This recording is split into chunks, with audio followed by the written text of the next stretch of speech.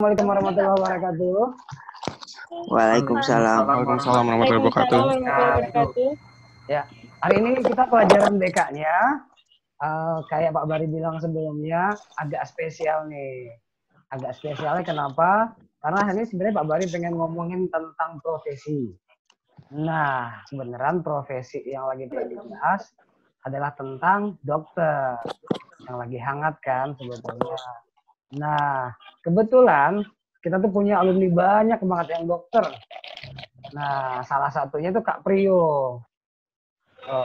Kak Priyo, perkenalkan diri dulu boleh? Nah. Ya. Assalamualaikum warahmatullahi wabarakatuh semuanya. Waalaikumsalam. Selamat datang. Waalaikumsalam. Ya, nama gue Priyo. Gue lu nggak apa-apa kan Pak ya? Nggak apa-apa. Waalaikumsalam. Apa ya? Ya, nama gue Pri, SMP tugas gue angkatan 7. Sekarang gue lagi menjalani program profesi dokter. Kelas dokter muda. Sekarang dokter muda. Gitu. Ada yang mau jadi dokter nggak di sini? Aku. Feli. Enak jadi dokter. Santai jadi dokter. Santai gue jadi dokter. Gue aja dulu. Dulu gue gimana? Masuk apa ya, Mas? Kuliahnya di mana? Oh, gue kuliahnya di Trisakti. FK Trisakti. Trisakti swasta yang bagus loh. Swasta yang ngalahin negeri loh. Negeri. Nih, Masuk dokter susah nggak? Nah, tuh ditanyain. Gimana masuk dokter? Nah, gini deh, gue cerita dari gue SMP, SMA aja ya, biar ada gambaran. Ya. Gue tuh SMP tuh tanya Pak Bari deh. Ya, salah satu murid yang cukup apa ya? Cukup apa ya bahasanya Pak ya? Cukup males lah, cukup males dalam akademis. Benar. Nilai gue tuh jelek banget SMP sampai SMA. Asli, nilai gue jelek banget SMP sampai SMA. Dulu gue SMP kerjanya cabut kelas. Ini bukan maksudnya nyuruh lo cabut kelas ya. Ini gue yang kayak gini aja bisa masuk dokter. Dulu gue lumayan bandel SMP. SMA gue tambah bandel. Kerjanya nongkrong terus. Nah, kelas 3 SMA tuh gue baru kayak mikir, ini kasihan banget ya orang tua gue nih ya. Orang tua gue juga dulunya dokter. Anaknya kok begini. Nah, gue memutuskan di situ titik balik gue harus serius belajar untuk masuk kedokteran, untuk bisa jadi dokter yang benar. Cuma 1 tahun kok gue belajar banget, kelas 3 SMA, alhamdulillah dapat masuk kedokteran. Gitu gambarannya. Gue aja yang cuma 1 tahun bisa, apalagi kalian yang misalnya belajar baik untuk bisa jadi dokter yang benar. Cuma 1 tahun kok gue belajar banget, kelas 3 SMA, alhamdulillah dapat masuk kedokteran. Gitu gambarannya. Gue aja yang cuma 1 tahun bisa, apalagi kalian yang misalnya belajar baik dari sekarang, belajarnya bener dari sekarang. Itu gambarannya. Gue itu salah satu tim yang diutus ke Aceh saat ada gempa Aceh, tim medis. Padahal gue masih tahun pertama di kedokteran. Gue masih belum ngerti banget dokter, tapi gue diutus ke Aceh untuk jadi tim medis. Langsung ke daerah bencana, di mana daerah yang gue tanganin itu namanya daerah Pidijaya. Tim medis gak ada yang berani ke sana. Karena itu tempatnya GAM. Tahu GAM nggak? Oh, pemberontak. Ya, Gerakan Aceh Merdeka. Nah, jadi tim medis tuh gak ada yang berani ke sana. Yang berani ke sana cuma dari Trisakti. Nah, salah satunya tim medisnya gue. Nih, gue sekalian cerita cara belajar gue juga ya. Di kedokteran. Nah, gue tuh cara belajarnya tuh nggak suka yang hafal, nggak suka yang kayak ini anatomi namanya ini, ini namanya humerus. Gue tuh nggak suka yang hafal dari gambar gitu, nggak suka yang baca buku. Gue suka tuh yang gue harus lihat langsung. Nah, suatu ketika tuh ada bakti sosial untuk Trisakti, di mana baksosnya itu sunat. Pertama nggak boleh biasanya. Gue sosok berani aja, gue sosokan aja. Nah, pas udah mau nyunat, gue tuh padahal nggak ngerti loh nama-nama anatominya. Gue nggak tahu ini yang dipotong tuh apa, pendulumnya apa, tapi gue ngeliatin aja. Gue ngeliatin dulu. Nah, habis itu gue ngeliatin, gue ngelakuin aja udah. Gitu jadinya gue belajarnya. Jadi intinya, di kedokteran cara belajar orang tuh beda-beda semuanya. Ada temen gue yang bisa cuma dengerin rekaman dosen, ada yang baca buku, ada juga yang kayak gue, yang praktek langsung. Jadi, sebenarnya kenapa gue bisa, dan kenapa gue mau belajar, itu karena gue tertarik. Nih, jadi gini nih. Intinya adalah dalam semua ilmu, lu tuh harus tertarik dulu biar lu bisa belajar. Kayak gini deh, kalian ada yang suka Korea gitu nggak?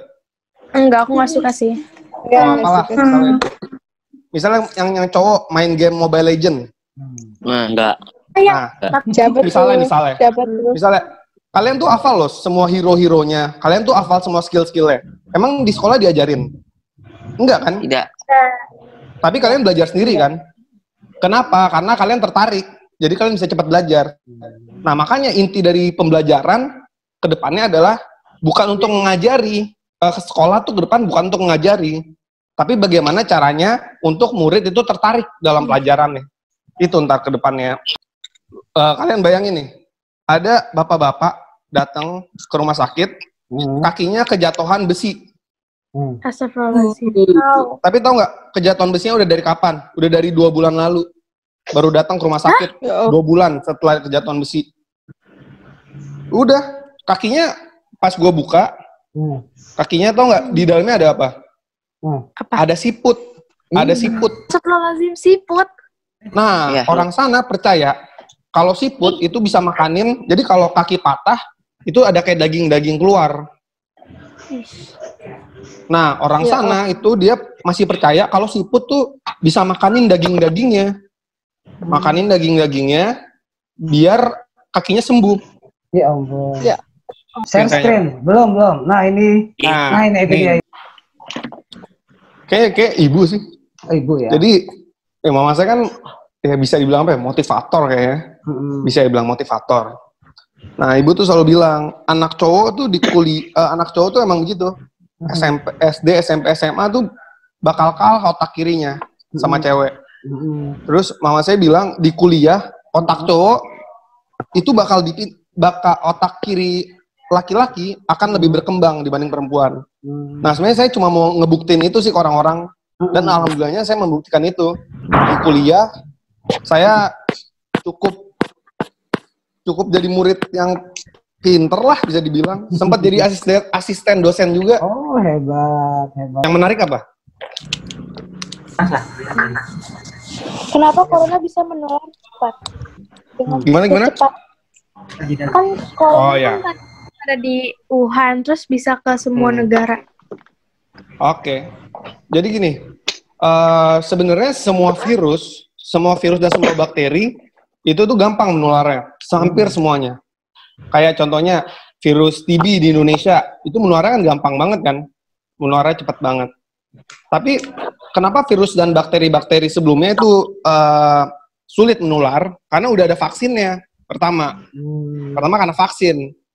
Dan virus corona ini, dia itu virus turunan baru, virus yang berubah, dimana dia nggak ada vaksinnya, jadi belum ada preventifnya. Nah, itu yang membuat gampang menular. Dan kedua, virus ini menularnya lewat droplet. Droplet tuh kayak batuk, bersin. Jadi gampang menularnya. Contoh kayak misalnya virus HIV. Virus HIV itu kan udah lama kan.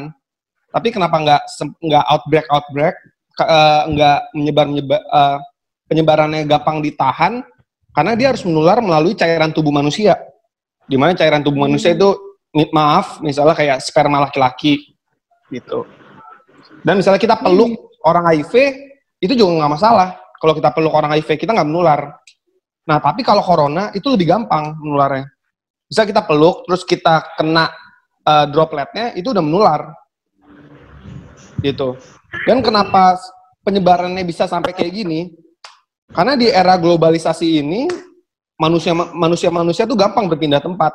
Dari Cina ke Amerika, ya dari pesawat atau apa. Oke. Mungkin beberapa dokter dari awalnya dia masuk kedokteran, dia udah tahu resiko dia bakal kena penyakit. Nggak cuma corona, Sebenarnya kayak saya juga masuk ke tempat isolasi TBC, tuberkulosis. Itu juga ya emang udah resikonya, dan di kedokteran juga namanya sumpah dokter. Dimana dalam keadaan apapun kita nggak boleh ninggalin pasien. Nanti Pak Bari. Oke deh. Ya, itu aja tugas Pak Bari, jangan lupa dikumpulin. Tugasnya cuma tepuk tangan doang sama terima kasih dokter. Tepuk tangan, terima kasih dokter. Buat poster. Bukan poster. Videoin gitu Pak. Iya, divideoin mukanya, kirim ke Pak Bari lewat WA.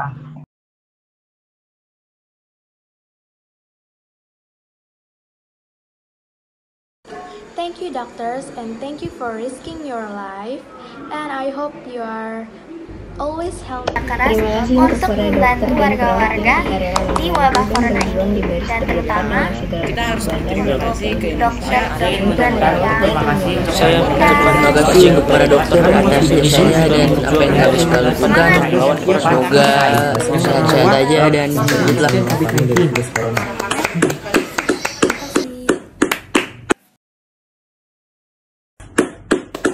Saya bertepuk tangan untuk dokter